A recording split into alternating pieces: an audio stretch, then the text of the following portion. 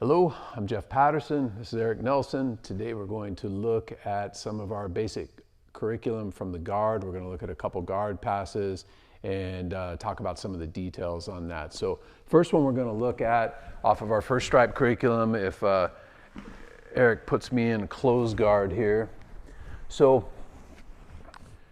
when we're in the guard position, one of the most important things for me defensively is to keep my posture. I don't want to let him pull my head into his chest. And one of the things that's helping me do that is keeping my knees underneath his hips. And if you notice right now, his hips are in the air.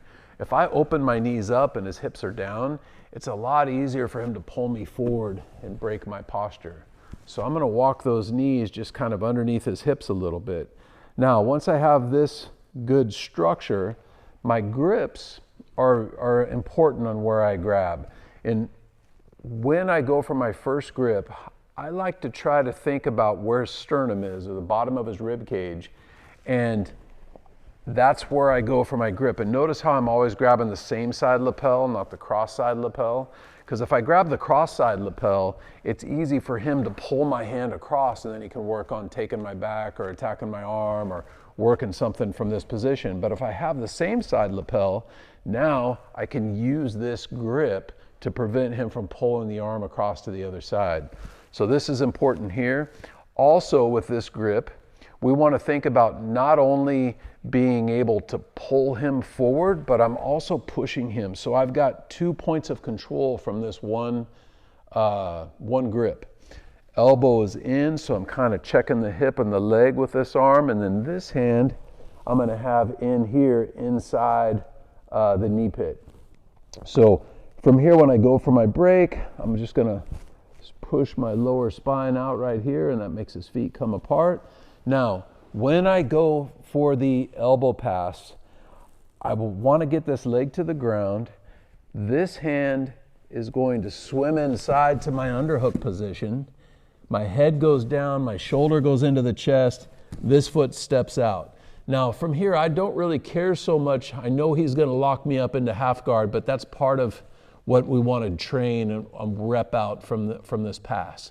So, or at least this version of the pass. There's multiple versions that we'll learn and do.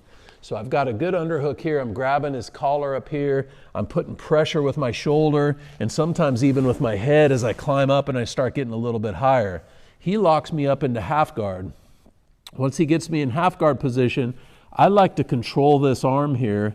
And the best way to control it is not with the hand, because if I do like this, he could swim inside, and now he's got the inside control. But if I go with my elbow down on the mat, now I just close that window and he can't get that position. Now, one of the most common mistakes I see people do when they start doing this pass is they'll get this far, and then their butt's up in the air and they're trying to pull this leg out. Well, if they do like this, if he turns me, look how easy it is for him to roll me over. I'm going to lose the position. So from this position, I want to shift my hips and put my weight on the inside of his thigh. And anytime I'm controlling something, I want to think about the end of the stick, which is going to give me the most leverage. If I put all my weight here on his thigh, he could probably still roll me. But when I come down here, I can push a lot lighter and it's harder for him to pick me up. So I'm moving down towards the knee or the end of this stick here. If I had his whole leg, this would be the end of the stick. It's a lot easier to move his leg here than it is to move his leg here. And so it doesn't matter what part of the body we're talking about, we're looking for that for our basic control. So when I get here and he's got me in that half guard position, I want to shift my hips over where I'm driving that hip down. I've got this base, I've got my head and my shoulder in, my weight's heavy on that knee. So now if he tried to roll me to that side, there's no chance. I'm stuck here. Now, once I feel like I've got the opportunity, I'm going to take my free foot, push it down, slide out, and come into my crossbody position. Okay, let's run through that one more time.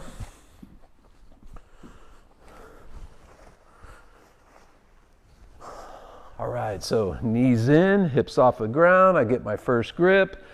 Right underneath the rib cage, same side lapel, elbow down, elbow in, pop it open. As I pop it open, I'm starting to slide this knee back. This arm's coming in, I'm checking here, and I'm stepping out. All this is happening at the same time. And then I come here, I get my arm trap, elbow down, shoulder into the chest, head starts to climb, pressure, putting my hips down on the knee, looking for opportunity. Sometimes I'll use my head to kind of push his face away to distract him a little bit as I come up here. Sit out, pressure down, switch my